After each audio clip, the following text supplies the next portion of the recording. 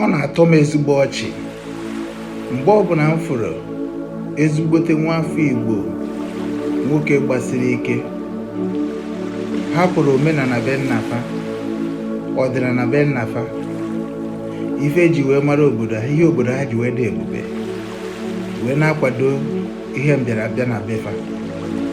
Chere na o soro na-afaịtị ndị na-ekwu maka omenala na ọdịnala be nnafa nọ na-eme onwe ihe ọma.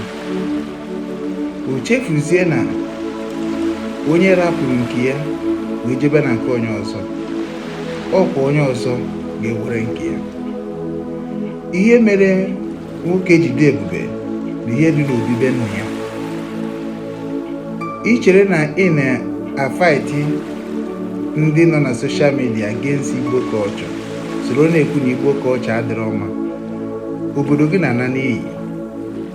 Isoro na ndị na-akwalite omenala ndị ọcha ebutere na be anyị, mara dat na ndị ọcha ma nabata gị, and mgbe ị ga-esi ka ị na-achịakwa azụ na be nna gị jee mekwa nke be nna gị dịka ose afụ na ahụ na ịma afụzide ebe isonyere ọkpa ya ka eji bido na-elezi ana Igbo ele.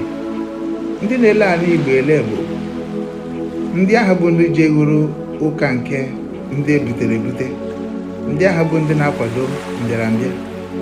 Ha na-elesisi ana be nna gị ka ị rapụ inwezi obi eji mara gị, maka na omenala na ọdịnala obodo ọbụla bụ ihe mere obodo ji wee dị ebube. Na ị na-anụ dignity, ihe mere m dignity m na-anụ onye ọcha jụọ m nkịta onye ebe ka m bụ, ma gwa ya na m bụ onye Nsụka. Kedu afa m? Okechukwu Ugwu. Itresie Ugwu lineage nweta Nsụka ahụ, nweta mmaji, nweta ụmụakachi. Kedu ebe ọ ga-abụ atresie gị n'afa nna ahụ ị na-aza enweta gị?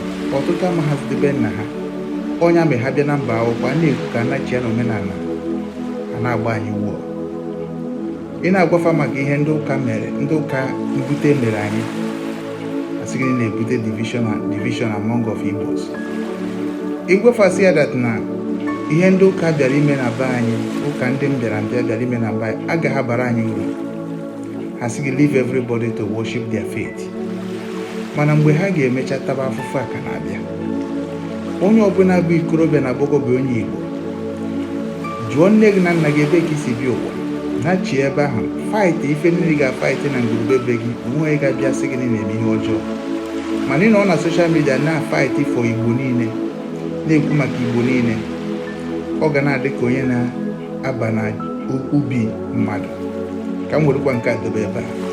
Go back to your root means na-achị azụ na obibe nna gị. Enwere ụmụada, enwere ụmụnna, enwere ụmụ ikoro, ụmụ agbọghọbịa, ọgbakọ ha n'obodo gị. Join na nke obodo gị, maka na ihe ahụ ị na-etikwu na soshal midia bụ okwu ịga n'olu gị. Ọ kakwa m nwanne ụmụ nwoke Ugwu Okechukwu, onye ndu Obinwannem Ndi-Igbo Global Cultural Movement Foundation, ndị na-ekwu maka nnachi azụ ije kọbakwa ọrụ ugbo, zube egwu zube ọkụkọ, bulekwa ihe niile ahụ anyị na-eme na gbogbo.